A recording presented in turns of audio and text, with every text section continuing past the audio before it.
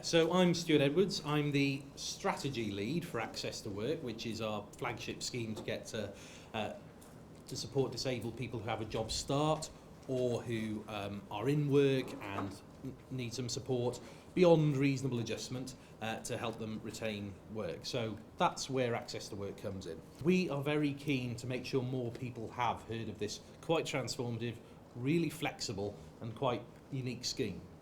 So the key thing to point out is it is about above and beyond reasonable adjustments. It's about the extra support the government will provide in partnership to businesses to enable some of the heavy lift of support to take place. It's intended to sort of level the playing field so that people can participate. But it is about meeting minimum needs. I mean, it's got to be done in a sort of cost-effective way, and we work with businesses to ensure that our resources can go as far as possible. So one of the beauties of this scheme from an official's perspective is our enabling powers are very broad, so that's why the scheme is so flexible. But it is a discretionary scheme. It's not a statutory entitlement. That's a really good thing because, as I said, it enables us to be flexible. It means that there isn't kind of a formal appeal against an award, but what we do is we do run a reconsideration process. So if somebody disagrees with the level of support that we award, they can come back and have a discussion with us about it. Major areas of where we support people are taxis to work, are support workers, particularly British Sign Language interpreters. So these are the large areas that sort of we still do. And we think part of this shift is because the idea of making reasonable adjustments has become better known, better accepted by employers, and increasingly there's the expectation is increased on what employers should deliver. As David mentioned earlier, the government have a target to get 3 million apprenticeships by the end of the Parliament. We have a target to halve the disability employment gap. You can see these are really complementary. So we've been working closely with colleagues across government, particularly with our colleagues in DFE. One of the things David mentioned was the increase in the recording of mental health conditions amongst apprentices. Chap over there mentioned what Barclays are doing in terms of traineeships for mental health support for apprentices.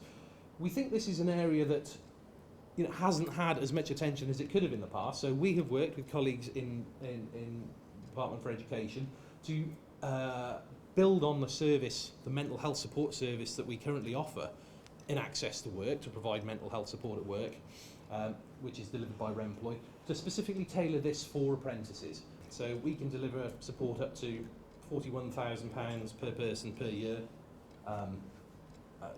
Like I say, but it is just a minority of people we help to that level. However, the scheme as a whole has a broader function that can benefit many more disabled people than actually the sort of 36,000 who it helps directly every year. The rationale behind the scheme is that it can de-risk the recruitment and retention of all disabled people by employers. Now, employers may have, concerns over whether or not there will be any extra cost to them.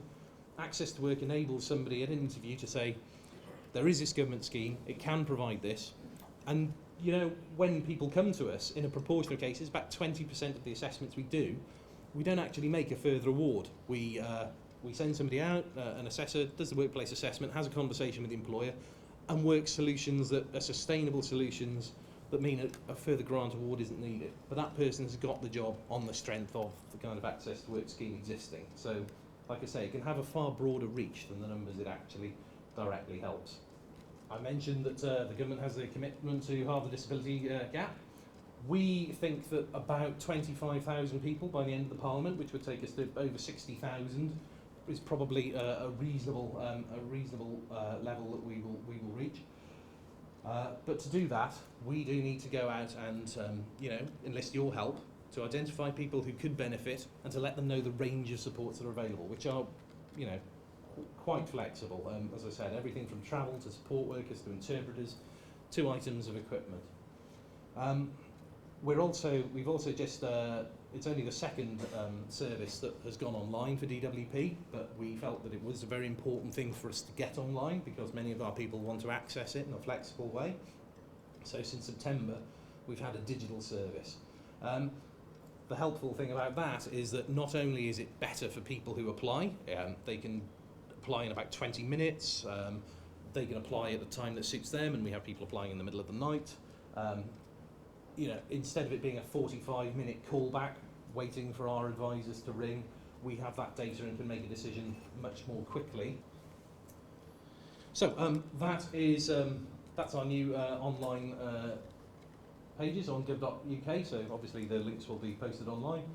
Please refer people to them. It does give a brief overview of what help people can get. Obviously, apprentices are a key area of growth for us, and we really want to reach out to them and let them know that they can access this support on top of the support that David mentioned before.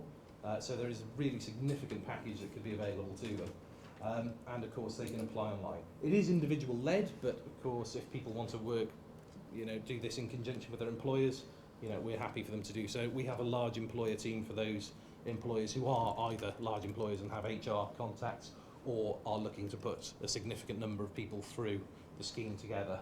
So that's what's new in Access to Work. We will be really active in promoting this in the coming years. We need your help to do it. I'm always aware that Access to Work attracts a lot of questions, so I'll leave it there. And over to you, really. Cheers. Thank you.